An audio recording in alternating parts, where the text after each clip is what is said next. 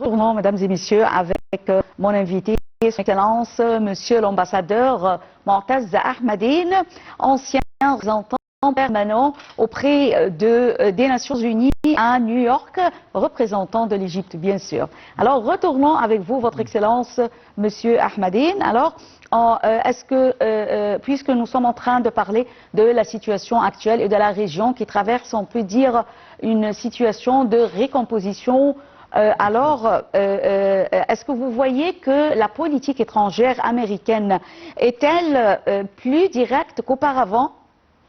Oui, bien sûr, le président Trump ne nie rien. Il dit qu'il a un agenda pour s'accaparer des ressources de minéraux rares et stratégiques et aussi des sources de l'énergie dans le monde pour compléter deux objectifs. Le premier est d'affaiblir ses adversaires, la Russie, ses potentiels adversaires, ou les adversaires des États-Unis, la Russie et la Chine, bien sûr.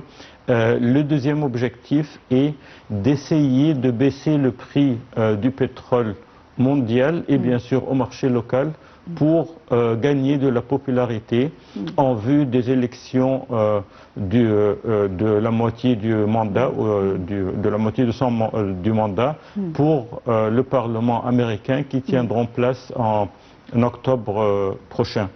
Alors là, il veut achever ces deux objectifs, mais malheureusement, à mon avis, il y a après la capture du président du Venezuela, et puis encore l'encouragement d'Israël au génocide pendant 2 années et les menaces contre le Groenland, la complicité et avec Israël et avec la Russie en ce qui concerne l'Ukraine.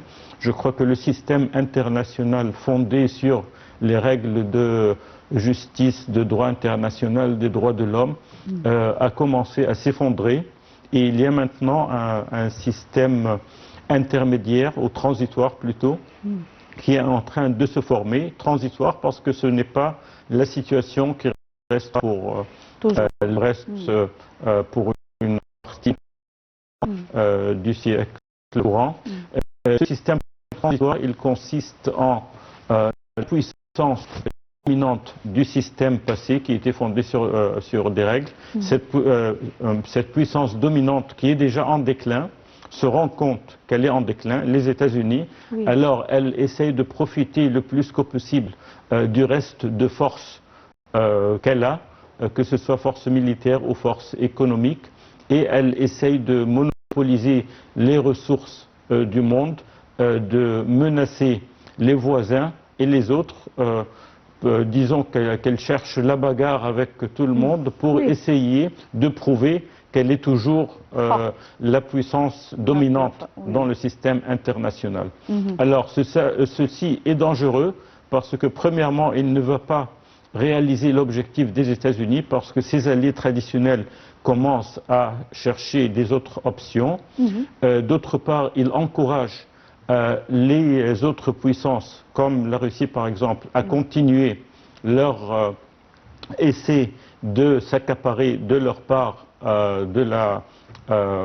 du monde, comme l'Ukraine. Alors moi je ne prévois pas que le conflit en Ukraine va être réglé prochainement et surtout pas sur le plan prêt-à-porter qui a été rédigé par Trump en coordination avec la Russie.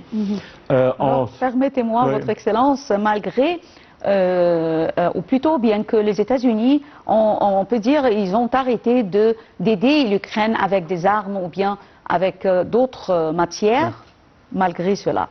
Et même les pays européens, ils ont diminué leur aide vers l'Ukraine. Mais bien sûr, c'est pour ça que la Russie, elle est encouragée à continuer sa pression, surtout que les États-Unis sont distraits maintenant dans leur côté de l'hémisphère. Bien sûr, le Venezuela premièrement, parce que même la question monopoliser la production du pétrole au Venezuela, ce n'est pas une tâche facile. C'est une tâche qui nécessite beaucoup d'argent, qui nécessite une stabilité politique et économique au Venezuela. Et ce qui a été répété par les chefs exécutifs des grosses compagnies pétrolières au président Trump directement, il y a 2 jours, il avait une réunion avec les directeurs des compagnies pétrolières américaines et européennes qui travaillent au Venezuela.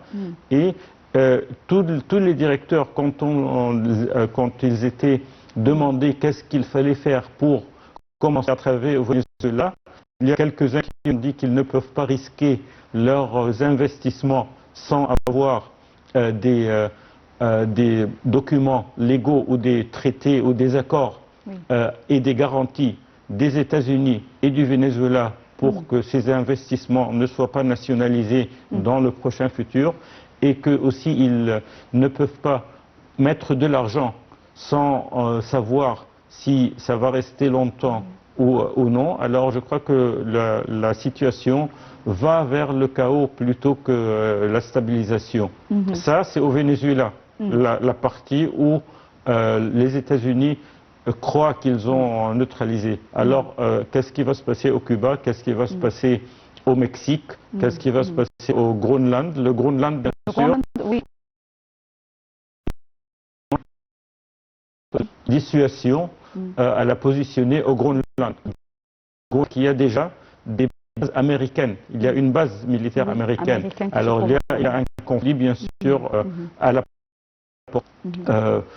Parlant de notre région, par exemple, ce qui s'est passé au Venezuela a encouragé l'Arabie Saoudite à prendre une position plus ferme contre l'incursion d'Israël à la Somalie et à travers de ses alliés de la région. Il y a un conflit, bien sûr, c'est pas un secret, entre l'Arabie Saoudite et les Émirats Arabes Unis à cause de ce qui a été annoncé par le Conseil intérimaire du sud du Yémen, qu'il visait l'indépendance.